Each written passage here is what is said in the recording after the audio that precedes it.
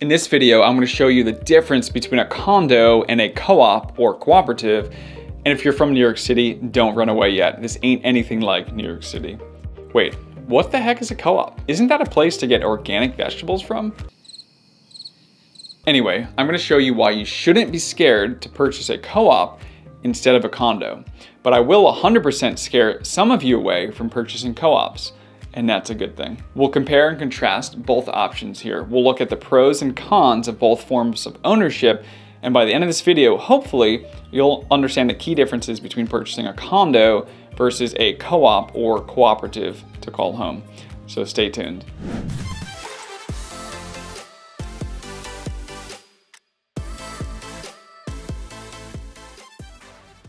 Hey everyone, this is Chris Fuhrman and this is my channel Living in Center City, Philadelphia. Welcome, and if you're a returning viewer, welcome back. Now if this is your first time to the channel and you want to learn more about what it's like to live and enjoy Center City, Philly, make sure to tap that subscribe button below, click that notification bell right next to it so you're notified each and every time we put out a brand new video. And we actually get a lot of folks that are reaching out to us looking to relocate to the Center City, Philly area, and we love helping you out. So if you have any questions about the neighborhood, particular condo buildings, the market, what's going on here in Center City, or really anything at all, don't hesitate to reach out. Just shoot us an email. All of our contact info is below, and we'd love to help you out. All right, let's dive into cooperatives. So what on earth is a co-op? Well, let's start by defining what a condo is first, as condos are much more common here in Philly, and almost everyone has some working knowledge of what a condo is. When you purchase a condo, you normally own everything inside the walls of the condo. You typically have a deed to this space. Now you obviously don't own the entire building, just the condo itself, or really what's inside of the condo. And you then have exclusive use and rights of the common areas with the other condo owners. Fairly straightforward, I think, to understand. However, in a co-op, you actually do not own your individual unit.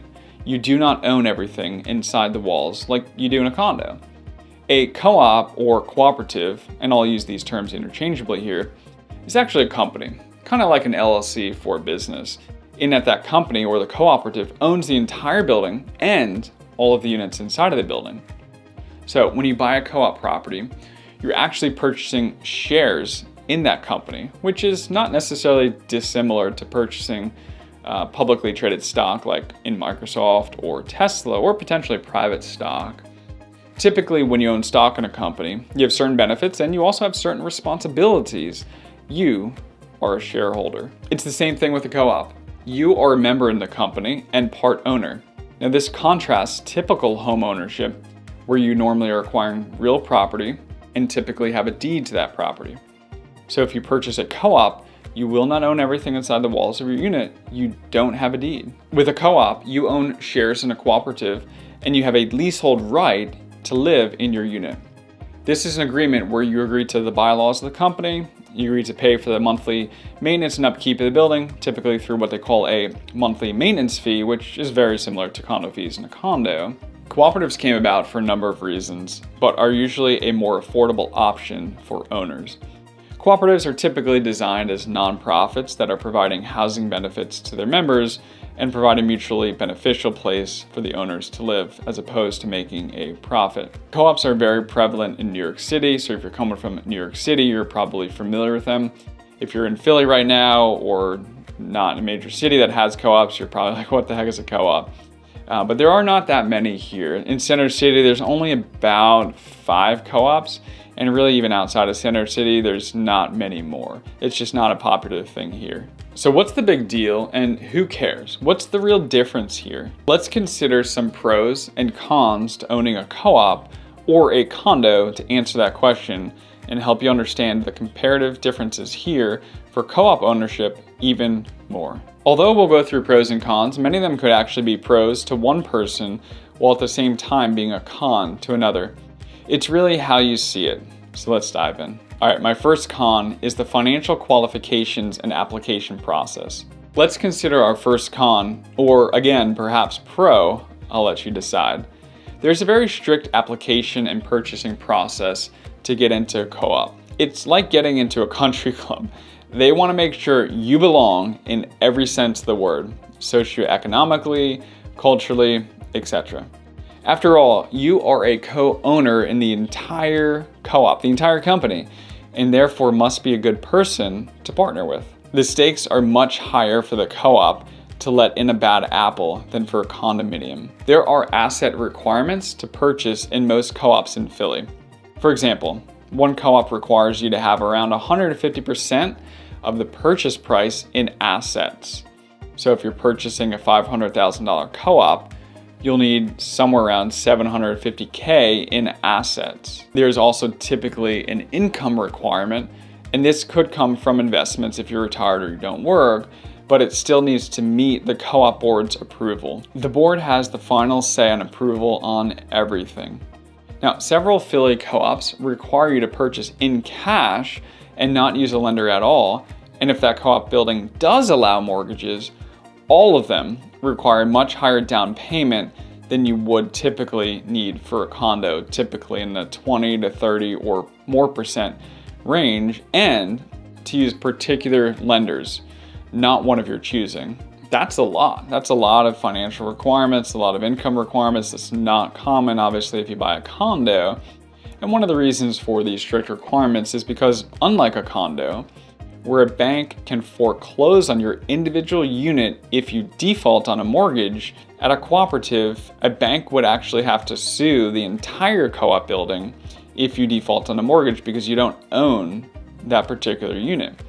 So that's obviously more complex and complicated, so therefore management at a cooperative cannot let anything happen, right? They have to guard the entire company and be vigilant, and therefore have strict financial conditions on all of the shareholder members. Now, furthermore, you have to submit your financial information to management and usually the board of the co-op, which is made up of your neighbors.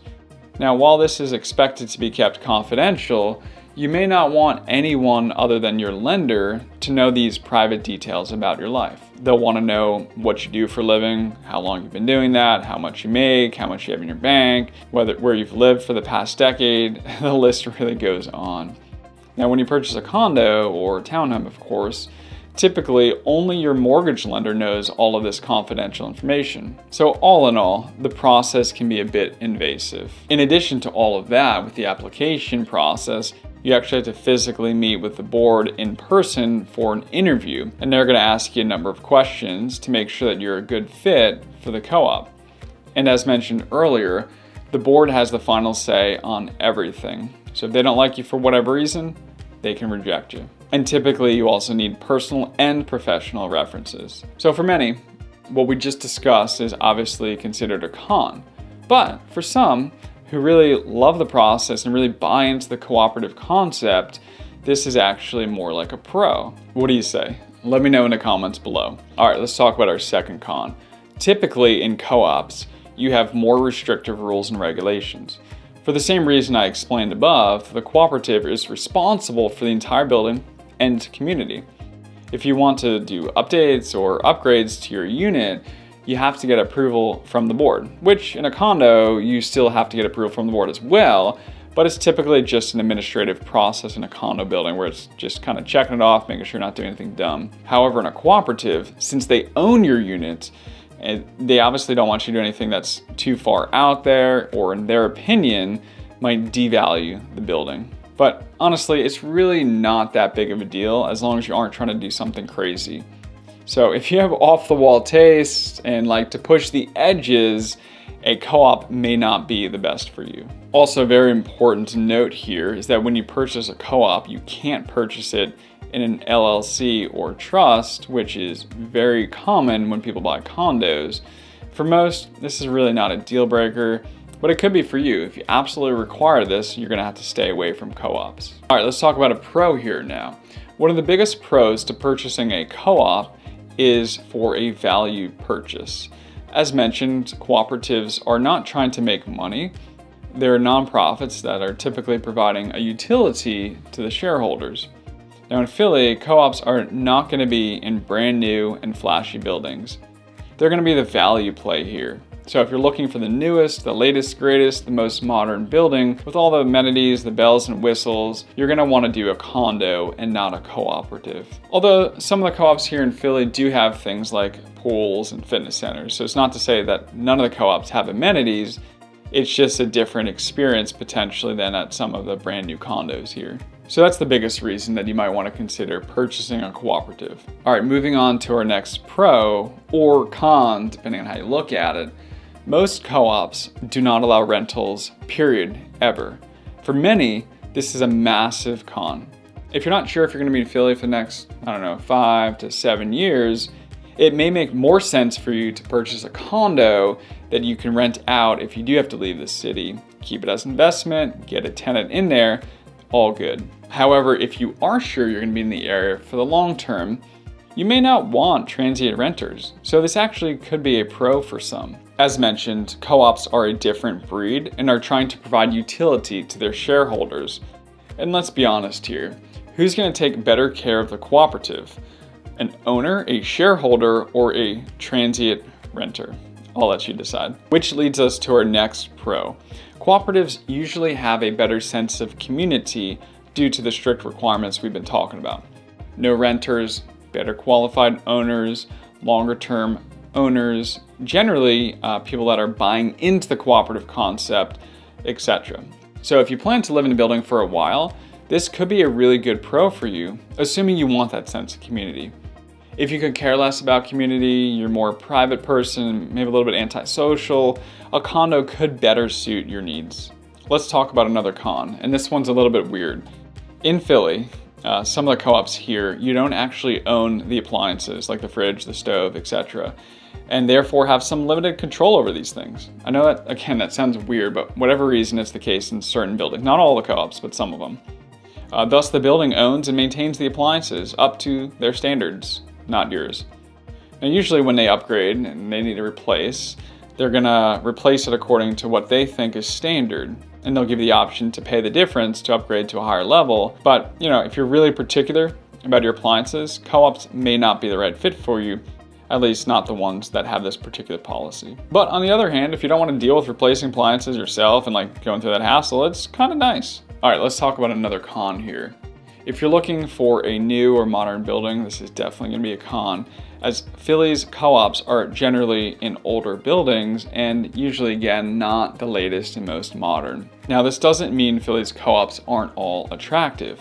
Many love the charm of older buildings, and for instance, the Rittenhouse Plaza, which is generally the area's most expensive cooperative, is a lovely building with lots of old world charm that many really like. Before we talk about a critical mistake that buyers often make with cooperatives, as much as we love making these videos, we love helping people relocate to the Center City Philly area even more.